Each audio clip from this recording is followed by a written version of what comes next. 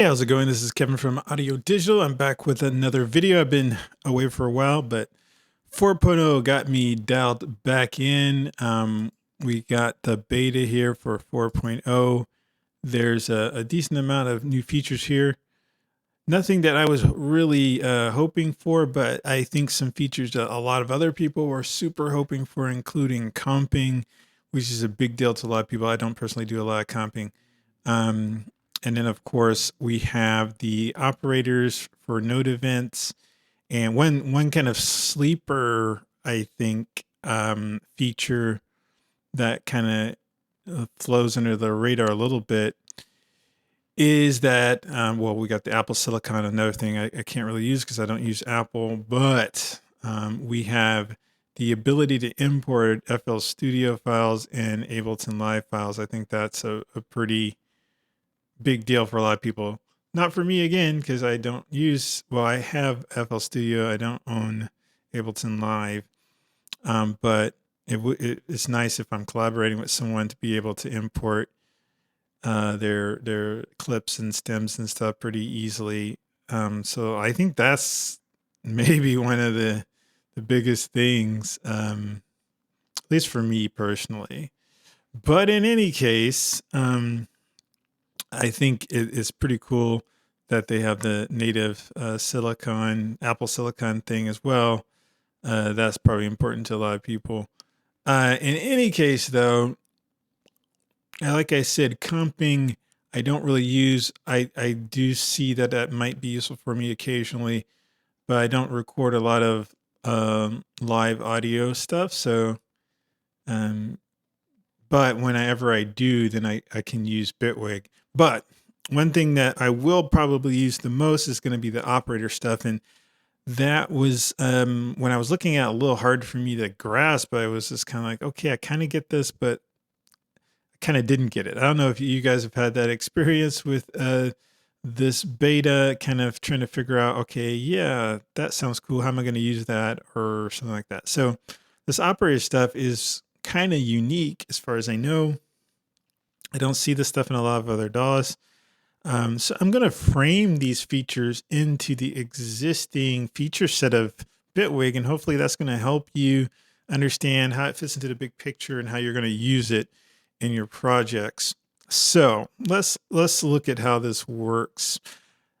So we've always had the ability to kind of look at each note individually and do a lot of different parameters for a small series of for an individual note. I'm just going to change this loop to be let's make it just 2 bars for right now. So let's play this. Okay, cool enough. Now, every sequencer or every DAW pretty much gives you several different variables or dimensions for each note. So we have a note here. We can decide when it starts. We can decide when it stops. We can decide its pitch, change it up and down. Basically, that's a note number. We can change the note number, and we can change the velocity. And that's pretty much common on any sort of sequencer or DAW you're going to use. Now, what Bitwig has always been able to do is add several other parameters to that list that a lot of other DAWs don't. So we have here gain, and the gain parameter works across time. So I can actually make this particular note fade in. If I can grab that one, yeah, it's that one. Okay. So I can make it fade in like that, and let's see what that sounds like. Yeah. So we have that extra dimension of change over time and not just velocity. We can do the same thing with the pan. I can decide to pan this across from left to right here. So that's pretty cool. Same thing with timbre and pressure. Those are assignable to whatever parameters you want. And so these features allowed Bitwig to be compatible with MPE controllers and stuff pretty much out the box. It was always designed to handle this multi-dimensional note information. So the best way to think about these new features is another dimension to each note or event in Bitwig, and that is what I can just call like temporal iteration. That may be more confusing than helpful, but just think that we have this other dimension we're dealing with these new features, and that's across time, but across time for each time the note is being played. Okay. And what we can do is change different, any of these parameters across time for each note that's played. And we can decide whether the note is going to play or not for each time it's accessed. So that's the other dimension that we are messing with here. And the reason why this can get a little confusing is because I can take a series of notes here. I can take these two chords and I can decide, okay, I want to change the, let's change the pan, or let's change the pitch, right? So if I click on pitch here and I start using chaos, it's going to change the pitch from the normal pitch for each one of these according to how drastically I change that parameter. So let's listen to that.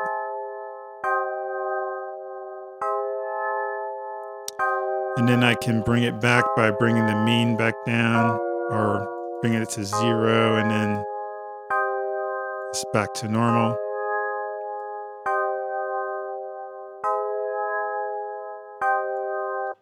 So you could always do that. That's not a new thing.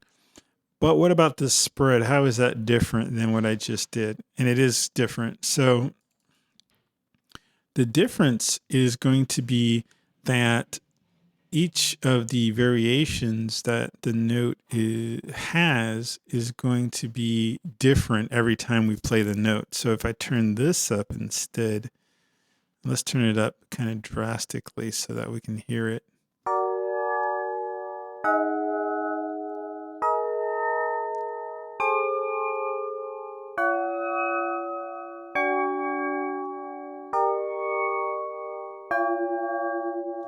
So the pitch is randomly changed every time the note plays, as opposed to with chaos. If I turn that back off and turn on some chaos,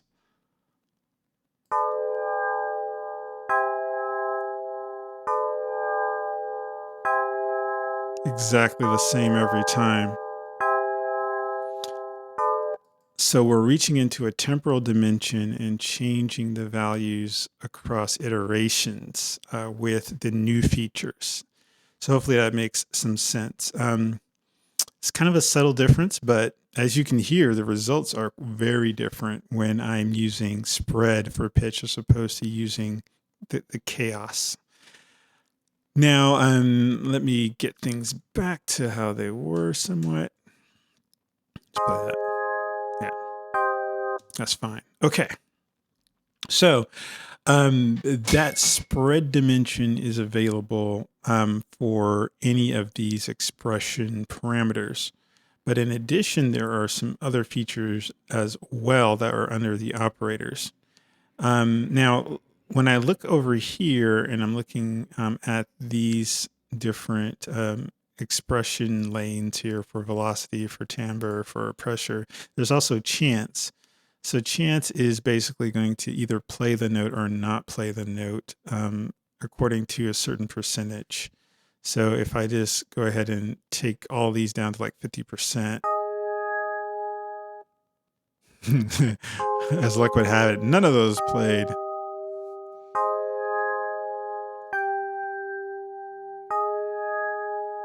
So again, different every time. Now this parameter here and the parameters you see here are the same thing as this here. So if I change this, you'll see that those go up and down. And if I change all these together, you'll see that this goes up and down over here in the same way. So that's the same parameter, so don't get fooled there. It's not different. It's the same thing. Now, it's also very nice to know that we can turn these things all on and off. So if I have this here at a low percentage, I'm playing it and I'm like, what's going on with this? I can just turn this off here and then everything will play again. So good to know. You can stop frustration pretty quickly by knowing that little feature. Let's go to the next feature. We have here the repeat mode. Now, the thing that is important to remember about repeat mode is that it's different than like slicing a note. So we could come in here and select these notes, and I could just come in and say, let's slice them in place and let's slice them into eighth notes. That sounds good. And now if I play it,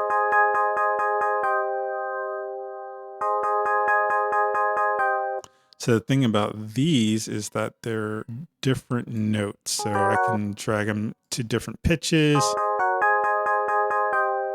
and treat them all individually as their own little entities. Now, on the other hand, when we are doing note repeat, let's do the same thing with note repeat. So we're going to go to eighth notes. Is that what I did? Right. So now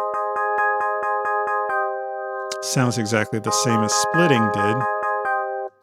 The difference is going to be that I can't grab one of these splits and move it separately. This is one note that just happens to keep re-triggering every once in a while. So I can move it as one note. I can move it in time as one note.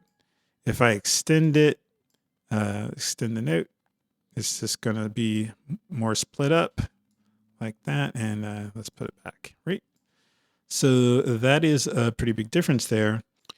So another thing that's good to understand about the repeat function is that not only do we have these fractions here, but if we keep scrolling down, we can go into whole numbers. So as you see here, we're at quarter notes and we have quarter notes here on this particular note. But if I switch over to 4, same result. Sounds the same. Everything is the same. But the difference is that if I shrink this down to a quarter note, we still have 4 divisions here. And if I stretch it up to 2 bars, we still just have 4 divisions. So each note becomes a half note instead of a quarter note. And then when we shrink it down, it's a 16th note instead of a quarter note. So, and then if I were to take the same thing and put it to quarter notes here, no, there's no divisions because this is a quarter note and it will only start to divide when I drag it out. So I really like that they have that bit of flexibility there. And, but it's good to know what the difference is between quarter and 4 or whatever you're comparing. So you'll know when to use which one. Of course, we have even more flexibility. We can change the, let's use them all. We can change the velocity of each iteration there. So let's click over here and drag all these down.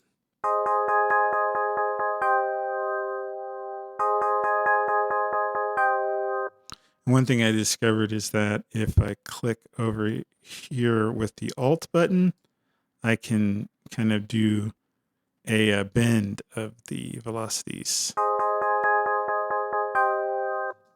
Okay, so that's handy to know. We can also change that ramping function over here. Ramp up, ramp down, it's the same function. Now we can also kind of change the density of each iteration, so I can make it start in faster and then slow down.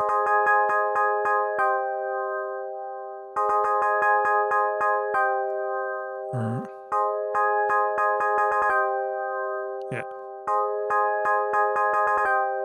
Tight, right? That's pretty cool. I've never seen that before in any other DAW, so it's pretty good. I like that. Now, if we did want to go into individual notes, I can click on this and go to split out repeats, and now they're individual notes. Great. Let's do that again and do the velocity shift And I'm going to turn these up. And let's also make it fast and then slow. And then let's split. Split it repeats. And look at that. So it retains all the velocity stuff, the timing and all that kind of stuff. But now there are actual individual notes that can be moved individually. So pretty cool, I think. This is fun and original. It's definitely Bitwig style features here. Now, these other ones are also kind of the temporal dimension iteration manipulation idea. The difference here is that we are having control over what's going to happen. We're basically programming in what's going to happen as opposed to just letting randomness take over. So we can decide whether a note is going to always play, whether it's going to play on the first cycle. So let's try that. Like we're not going to have that first chord play on the first cycle, and then it's going to play on other cycles. So let's play that. It doesn't play. Right. Slick. We can make it, of course, play on the first cycle and not on other ones.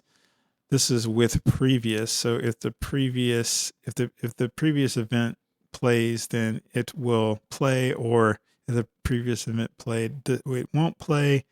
And then this one is basically if it's the same key, and the last time the previous note of that particular note played, it will play.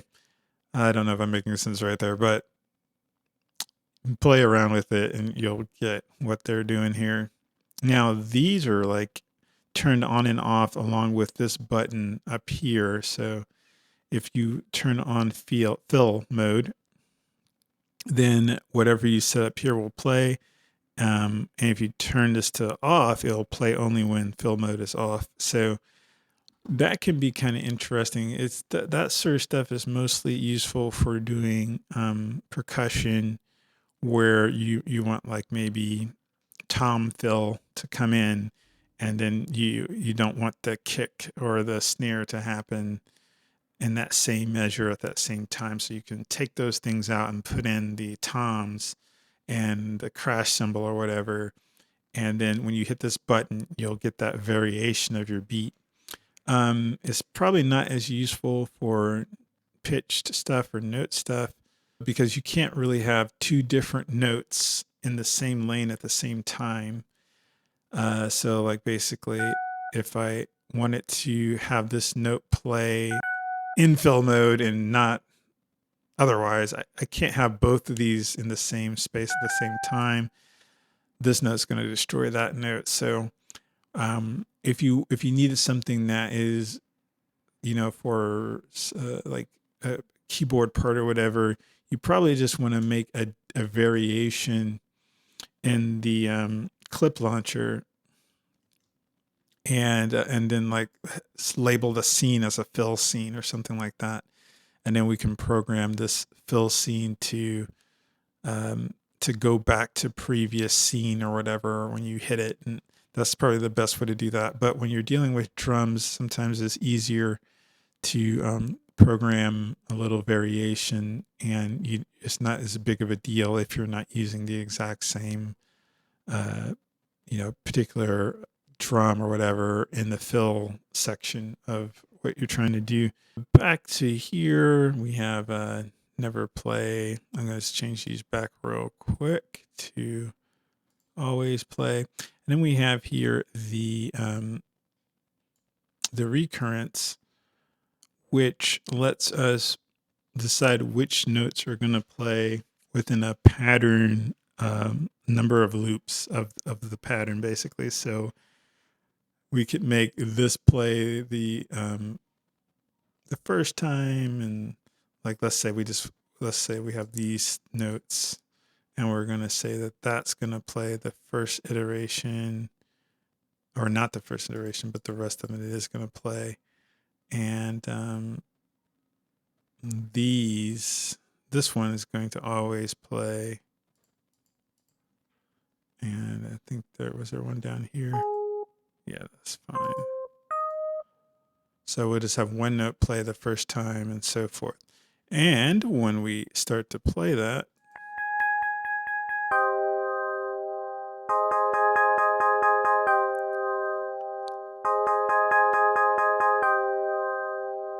we can actually see which iteration we're on. So it's pretty good. You can program a lot of somewhat complicated changes and shifts and so forth into a single loop. And that, I think, when you're putting together a track and you don't want it to sound so static and so repetitive, but you don't want to go through to each track or to each loop and individually program stuff and whatever, you can use these tools to get it sounding the way you want it to.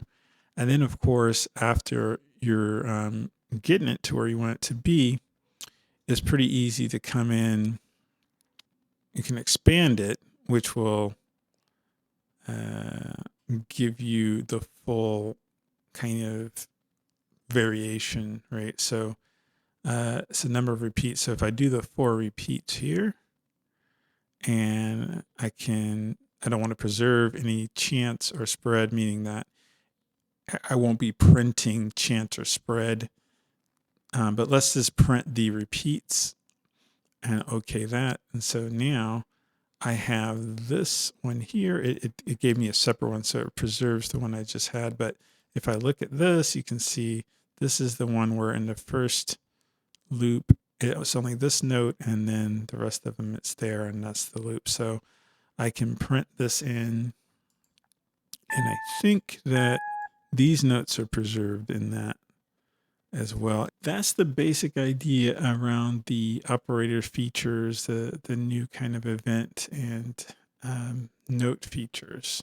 And I think seeing them as another dimension of note expression kind of helps you parse out the difference between what we could already do and what these things do, and kind of the thought process behind why they were introduced and what they're good for. I'll just say, remember that you can do all these functions with audio events too, but I just wanted to kind of go over the basic philosophy behind this particular set of features. All right, thanks a lot for watching. Have a wonderful day. Enjoy the beta if you are in on that, and bye.